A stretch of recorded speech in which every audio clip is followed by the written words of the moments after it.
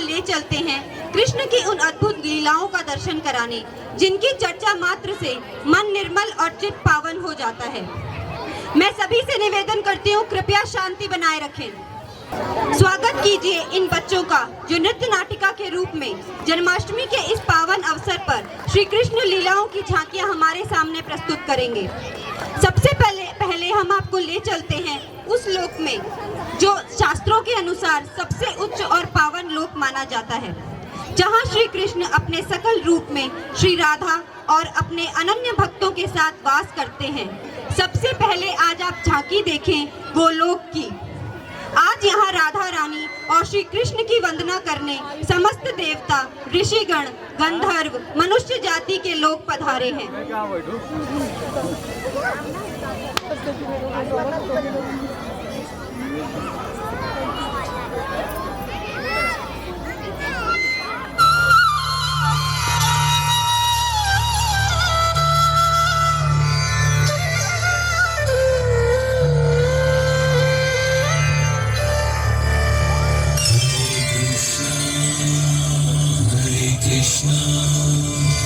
Krishna Krishna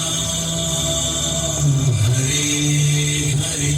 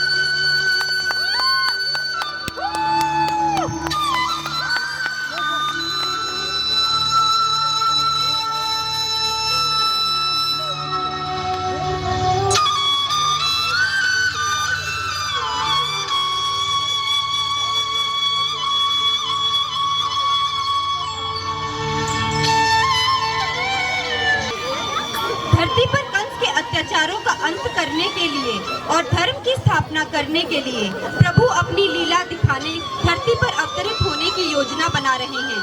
आइए देखें श्री राधा रानी और श्री कृष्ण का गोलोक में यह संवाद। हे प्रभु, आज इन सभी देवताओं और आपकी की स्तुति में हमें एक विशेष आनंद का आभास हुआ। क्या आप कोई नवीन लीला करने वाले हैं लीलाधर? हमें भी आपकी इस विशेष लीला के बारे में बताइए और इसका अनुभव करवाइए। राधे, अनुभव क्या? तुम्हारे बिना हमारी हमारी कोई लीला पूर्ण हो सकती है भला? राधा के बिना कृष्ण नहीं और कृष्ण के बिना राधा नहीं। इस लीला में भी तुम्हें हमारे साथ आना होगा। पृथ्वी कंस के अत्याचारों से त्राही त्राही कर रही है। कंस के सम्मान और बहुत से पाप धरती पर बढ़ते जा रहे हैं। कलयुग अब धरती पर अपने कदम जमाने को आता है।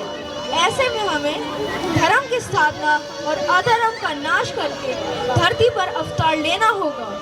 इतना ही नहीं, कलयुग में ज्ञान और भक्ति पाप के सामने घुटने न टेक दे, इसलिए हमें गीता का ज्ञान मनुष्य के लिए सहजता से उपलब्ध हो, ऐसा उपाय भी करना होगा।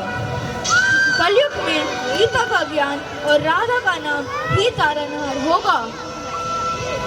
प्रभु, कंस तो माता देवकी के 6 पुत्रों की हत्या कर ही चुका है। माता देवकी के इस अपार दुख को अब सहा नहीं जाता। आप और शेष जब माता के गर्भ से जन्म लेंगे तो आपको उस अबोध बाल रूप को कंस से कौन बचा पाएगा? इसीलिए हमने देवी योग माया का आवाहन किया है। वह इस कार्य को सहजता से पूर्ण कर सकेंगी।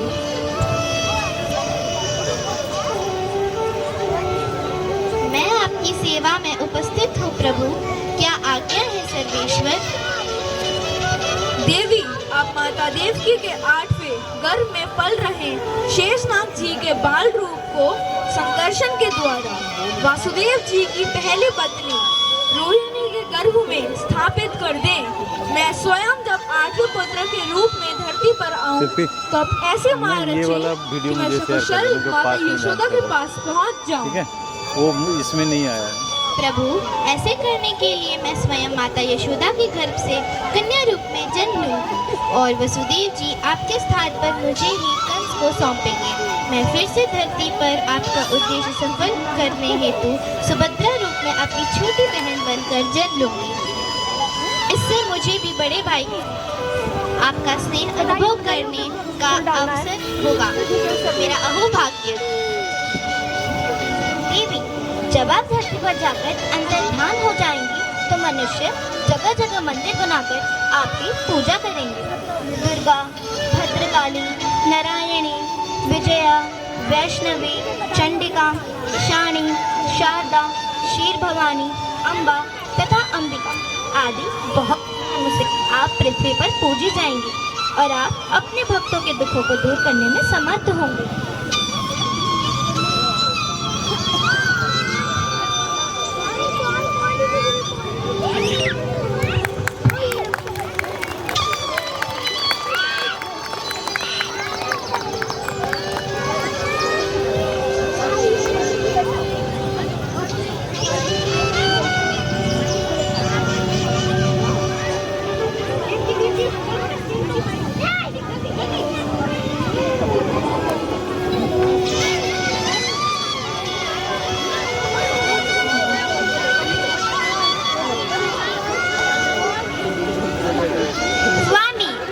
हमारा यह पुत्र कितना दिव्य व अलौकिक है।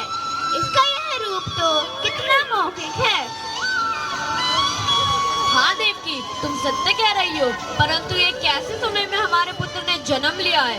जैसे ही कंस को हमारे 8वें पुत्र के बारे में पता चल जाएगा, वह उसका वध करने आ जाएगा और मुझे अपने पुत्र को उसे देना पड़ेगा। नहीं नहीं स्वामी, ऐसे मत कहिए। अब मुझ में और क्षमता नहीं है। मैं अपने पुत्र का वध होते हुए नहीं देख सकती। कुछ करिए स्वामी। हे देवकी और वसुदेव, सुनो, तुम्हें भयभीत होने की आवश्यकता नहीं है। जिन्हें तुम साधारण बालक समझ रहे हो, वह तो स्वयं नारायण का ही अवतार है। पूर्व जन्म में तुमने जो सैकड़ों वर्षों तक कठोर तपस्या की थी, उसी के परिणाम स्वरूप भगवान ने इस जन्म में तुम्हारे घर बालक रूप में जन्म लिया है। यही श्री हरि ने पाप का अंत करके धन की रक्षा हेतु ही जन्म लिया है। तो अब विलंब ना करो और मेरे प्रभाव से सारे बंधन खुल जाएंगे और कारागार के द्वार खुल जाएंगे। तुम गोकुल में जाओ, जहाँ यशोदा ने एक पुत्री को जन्म दिया है। तुम अपने बालक को यशोदा के पास रखकर उसकी पुत्री साथ लेके आए। जो आज्ञा माता।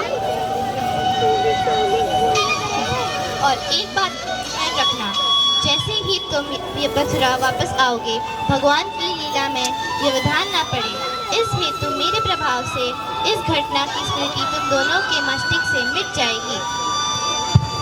जो आज्ञा माता।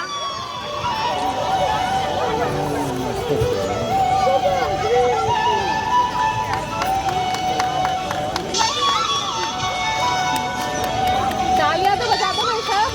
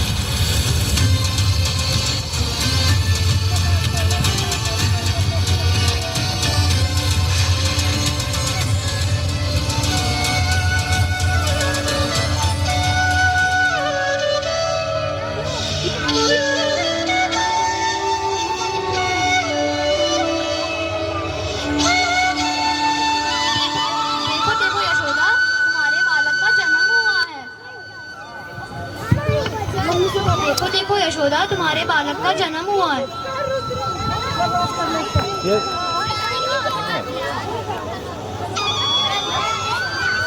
किसको कंस्ट्रक्शन नहीं हुआ?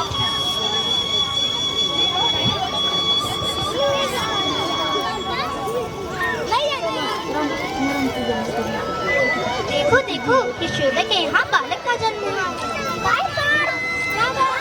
कितना मनमोहक मुख है इसका। इसे देखकर तो लगता है यह देवलोक से आया है। बधाई हो नंदराय जी, बधाई हो यशोदा, बधाई हो, बधाई हो, बधाई हो, बधाई हो, बधाई हो, बधाई हो।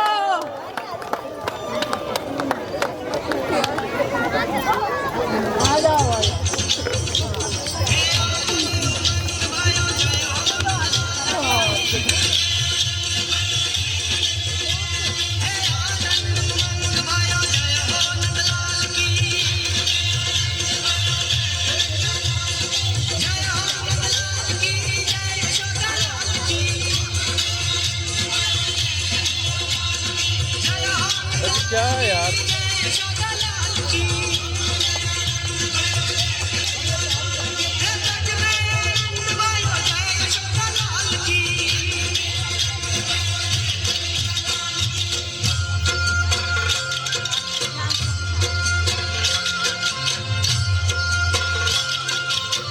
छोड़ दो।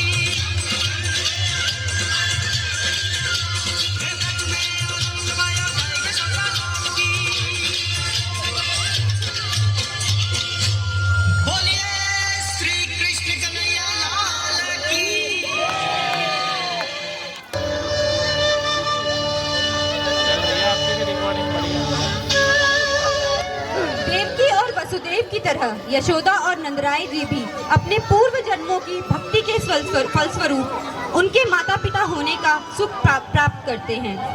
जहाँ गोकुलवासी कृष्ण जन्म पर खुशियाँ और बधाइयाँ बांटने में व्यस्त थे, वहीं मथुरा में कंस बेचैन था। देवकी के 7वें गर्भ के गर्भपात की पहेली अभी तक कंस और उसके दुष्ट मंत्री सुलझा ही नहीं पाए थे कि मथुरा में चारों ओर यह समाचार फैल चुका था कि देवकी के 8वें गर्भ से पुत्र नहीं पुत्री का जन्म हुआ है। परंतु कंस को भलीभांति यह भान था कि जब नारायण मोहिनी का रूप धरकर राक्षसों को मूर्ख बना सकते हैं, तो उसका वध करने के लिए कन्या रूप भी धारण कर सकते हैं। वह घबराकर अपने काल को टालने के लिए कारागृह में पहुंचता है।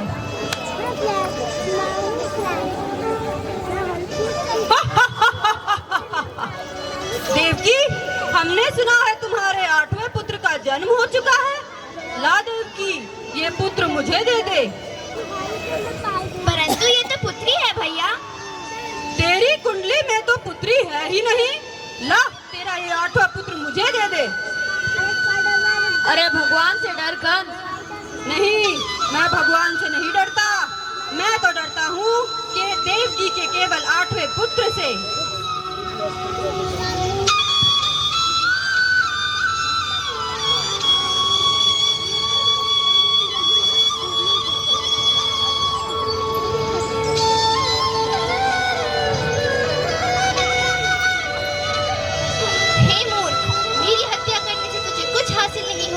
तेरी हत्या करने वाला तो कोई और है, और तो वो इस धरती पर जन्म ले चुका है। वही तेरा संहार करेगा। हे मंदबुद्धि दुष्ट, तू व्यर्थ बेचारी देवकी का कष्ट मत दे और निर्दोष हिंसाए लोगों की हत्या छोड़ दे।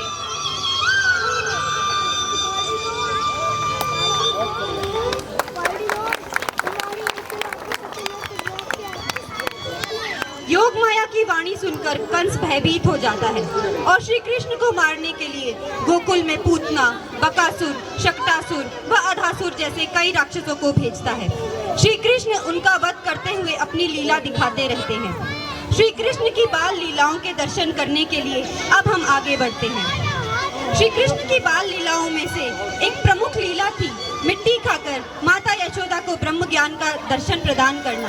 आइए देखें उसी दृश्य की एक झांकी।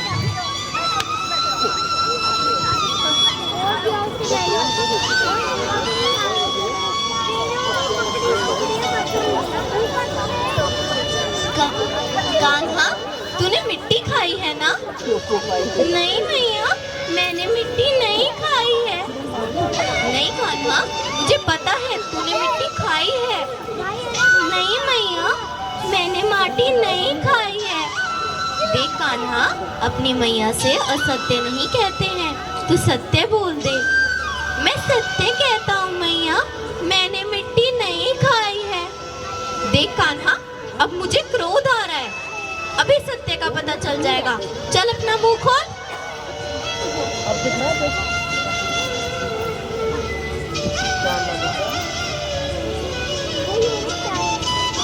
हे यशोदा, तुमने अपने जीवन का सत्य जान लिया है। जिन्हें भी इस सत्य का अनुभव हो जाते हैं, वह मोह माया से छूट जाते हैं और प्रभु का सानिध्य प्राप्त कर लेते हैं। उनका मन सांसारिकता में नहीं लगता, परंतु अगर ऐसा हुआ तो प्रभु अपनी लीला कैसे दिखा पाएंगे? उनकी लीला जारी रखने के लिए मैं आपकी स्मृति से यह घटना मिटा रही हूँ।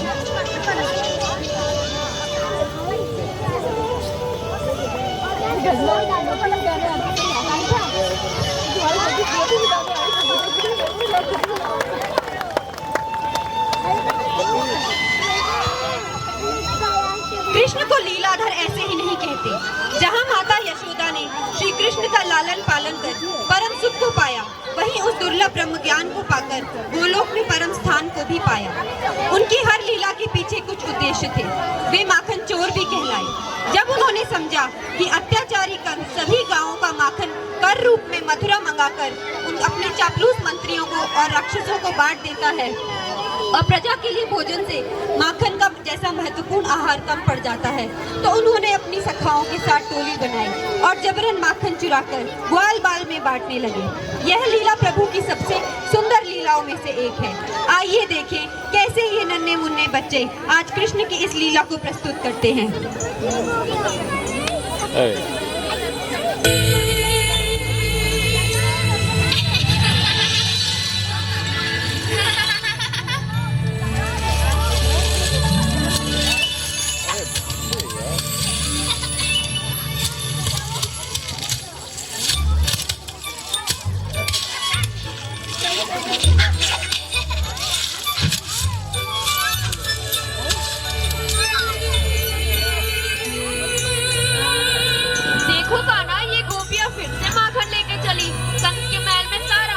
जाता है गोकुल का। पर ये तो बहुत गलत बात है। इस माखन पर तो गोकुल के बाल को का अधिकार है। अच्छा तो चलो मेरे साथ, माखन गोकुल के बालों को ही मिलेगा। चलो मेरे साथ उसको बकरी खाते हैं।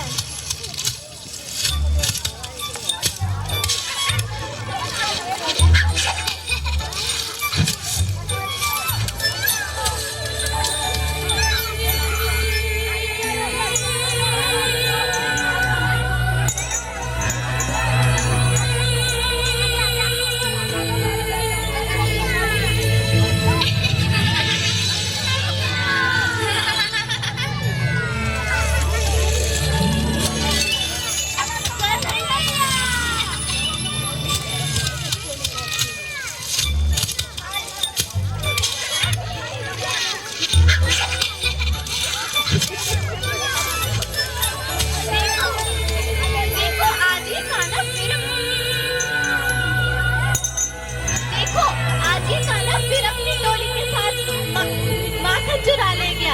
आज तो इसे रंगे हाथ पकड़ेंगे। चल अपनी रंगे के साथ। देख यशोदा, तू कहती है ना कि तेरा कन्हैया चोरी नहीं करता। आज हमने इसे रंगे हाथों पकड़ा है। अब तू ही संभाल अपने लल्ला को। क्यों कान्हा? क्या अपने घर में माखन की कमी है जो तू गोकुल भर में माखन चुराता फिरता है? रुक रुक, आज मैं तेरी डंडे से पिटाई करती हूँ।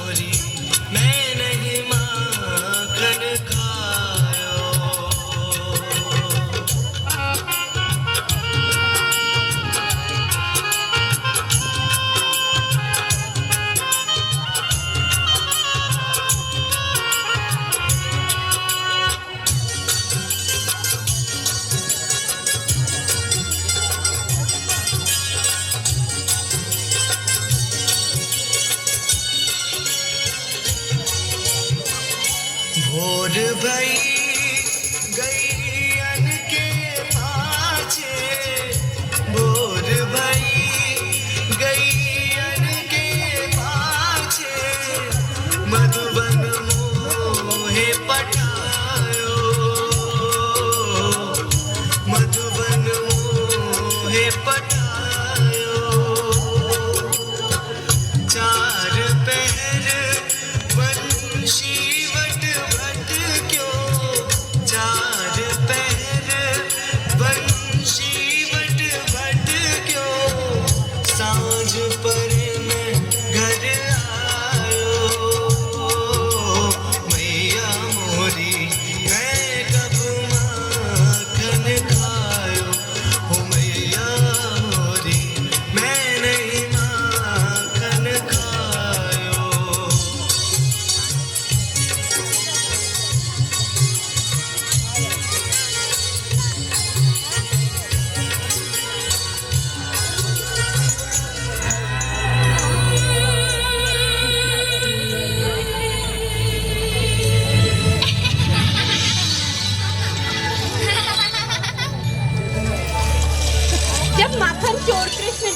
जाना कि यमुना में विषैला कालिया नाग अपना आतंक फैला रहा है, तो उसे भी श्री कृष्ण ने अपने प्रभुत्व की झांकी दिखाकर वहां से दूर भगाया। आइए देखें उसी लीला को।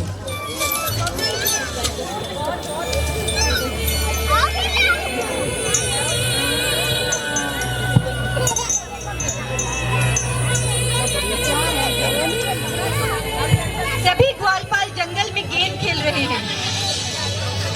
चलो मित्रों, गेंद खेले।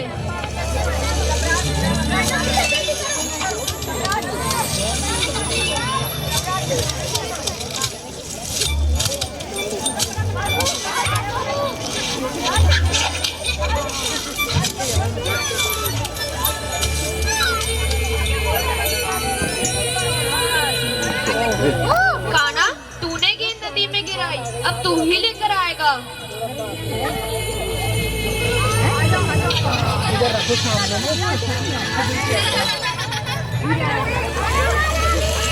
आज अच्छा मौका है, आज कालियानाग को यमुना से दूर भगाया जाए। उसके जहर से सभी गोकुलवासी दुखी है।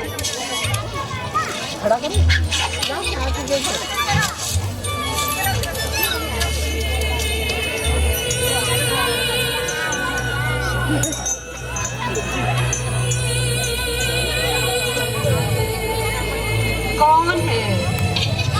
कौन है जिसका काल उसे यहाँ ले आया है?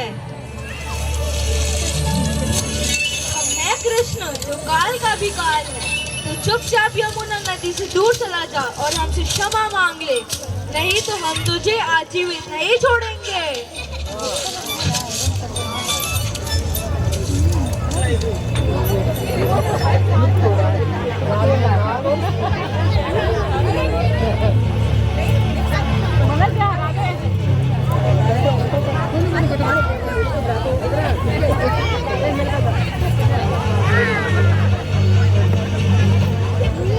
मैं आपकी शरण में हूँ प्रभु, मुझ पर दया करें। मैं तो करुण से छुपकर ही यहाँ रहता हूँ। कालियानाग, यमुना तेरे विष से जहरीली हो गई है। कालियानाग, यमुना तेरे विष से जहरीली हो गई है। तू इसे छोड़कर रमणम द्वीप पर वास कर। तुम्हारे फन पर हमारी चरण धुली देखकर गरुड़ अब इस चरण धुली को नमस्कार करेंगे और तुम पर हमला भी नहीं करेंगे। आप तो भक्त वत्सल हैं प्रभु, आपकी जय हो।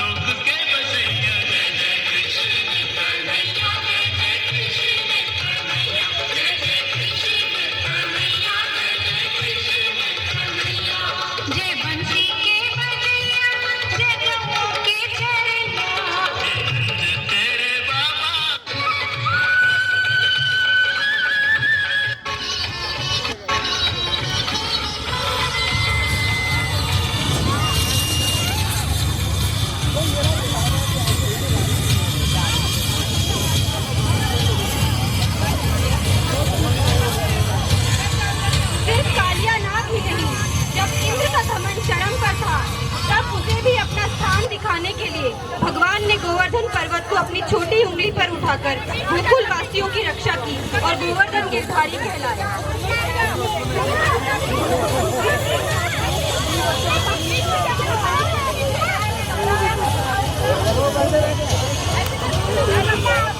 ये कैसा भयंकर तूफान है? कृष्णा, अब तुम ही हमारी रक्षा करो। चलो सब मेरे साथ, हम गोवर्धन पर्वत की शरण लेंगे।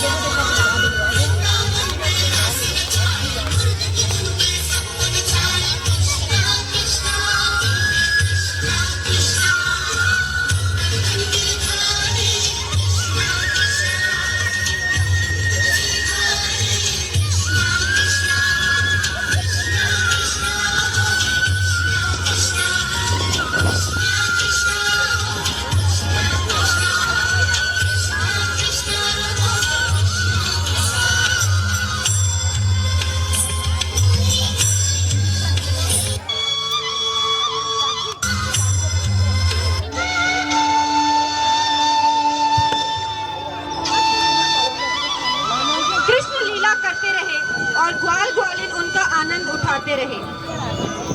कृष्ण बाल्यावस्था से किशोर अवस्था की ओर बढ़ने लगे और उनकी मुरली सबके जीवन में प्रेम और भक्ति का रस घोलने लगी। कैसा अलौकिक दृश्य होगा वह जब कृष्ण मुरली बजाते होंगे। कहते हैं कान्हा की मुरली सुनकर जंगल के जीव हिंसा भूल जाते थे और सभी ग्वाल और गोपियां अपने सभी कार्य छोड़कर उनकी मुरली बजाते थे, उनकी मुरली सुनने आ जाते थे। जब राधा को सभी से ईर्ष्या होती तो कृष्ण उसे समझाते कि यह सब उन सभी के पूर्व जन्म की भक्ति का फल है। उन सभी का प्रेम राधा के प्रेम की धारा निर्मल और अलौकिक है। कृष्ण पर उनका राधा जितना ही अधिकार है। उसी अधिकार को स्पष्ट करने के लिए श्री कृष्ण रासलीला करते और उनको अनेकों कृष्ण के रूप में धरकर हर ग्वालिन के साथ नृत्य करते। आइए देखें वही मनमोहक झांकी।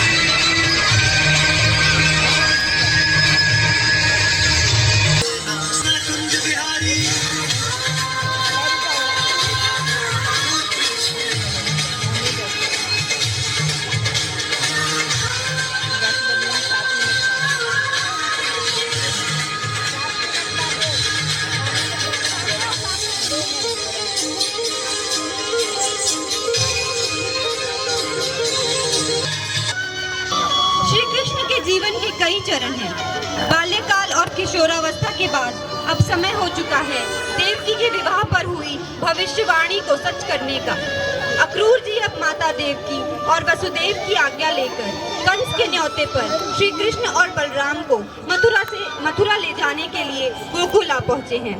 सारे गोकुलवासी इस समाचार को सुनकर बहुत दुखी हैं। ये मैं क्या सुन रही हूँ लल्ला? अक्रूर जी कह रहे थे कि तू मेरा पुत्र नहीं, मैं तेरी माते नहीं। ऐसा तो हो ही नहीं सकता मैया। तूने मुझे अपना दूध पिलाया, मुझे चलना बोलना और सब कुछ सिखाया जो एक माता का कर्तव्य होता है। मेरी माता होने का अधिकार तो तुझसे कोई छीन ही नहीं सकता। भले ही माता देवकी ने मुझे जन्म दिया, पर मेरी माता तो यशोदा मैया ही कहलाएंगी। परंतु अब मुझे मथुरा जाना होगा मैया।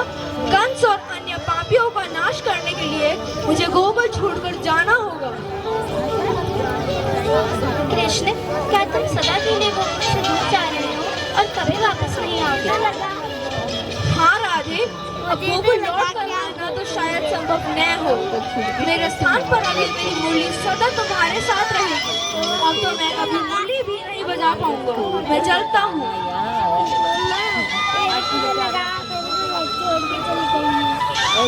भगवान कृष्ण और बलराम की ख्याति चारों तरफ फैलती है और जब कंस देखता है कि वह कृष्ण का वध उसके भेजे राक्षस नहीं कर पाते, तो वह अक्रूर जी को भेजकर उन्हें मथुरा बुलाता है और रास्ते में भी उनका वध करने के लिए हाथी व अन्य मल्ल योद्धाओं को भेजता है। परंतु भगवान सभी को पराजित करते हुए कंस की सभा में उसके सामने पहुंचते हैं।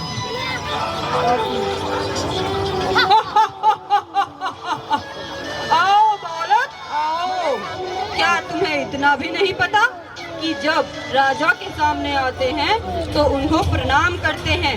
क्या शिष्टाचार का तुम्हें तनिक भी भान नहीं है? महाराज, शिष्टाचार की बातें तो आप मत ही करिए।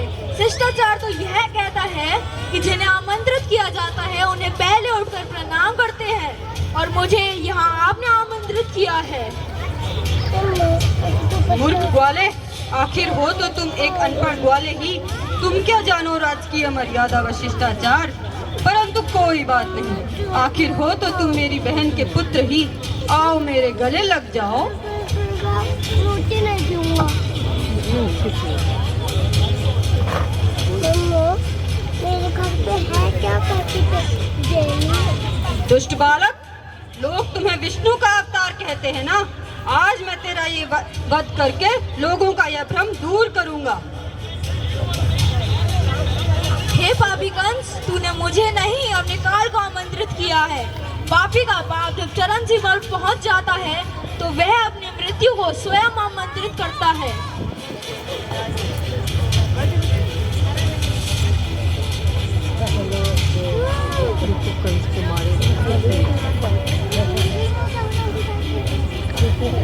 भगवान कंस को अपने हाथों से मारकर उसका उद्धार कर देते हैं। परंतु कथा यहीं समाप्त नहीं होती। भगवान का जन्म धरती पर जिस प्रयोजन से हुआ था, यह तो अब उसका सिर्फ प्रारंभ ही है। कंस वध के बाद भगवान ने अपने माता पिता को व मथुरा के राजा उग्रसेन को बंदी गृह से मुक्त करवाया और राजा उग्रसेन को मथुरा की राज्य वापस कर दिया। वहीं दूसरी तरफ जरासंध नामक राक्षस, जो कंस का ससुर था, अपने जमाता के वध का प्रतिशोध लेने के लिए मथुरा पर 17 बार आक्रमण करता है। उसके आक्रमण से मथुरा की भूमि बंजर होने लगती है। वहाँ खाने पीने का अकाल पड़ जाता है, जिसके लिए प्रभु द्वारका नदी बसाकर अपने भक्तों पर कृपा करते हैं।